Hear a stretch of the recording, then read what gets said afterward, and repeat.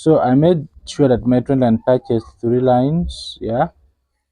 And then on touching the 3 lines, the market retested this trend line.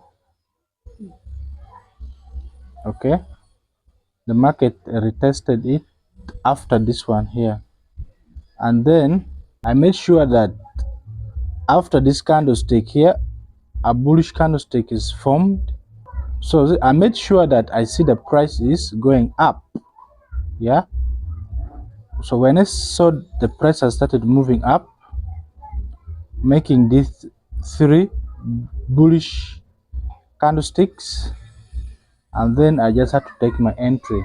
And take my entry, my risk to reward ratio, I made it 3 because I knew that this price will come up to this level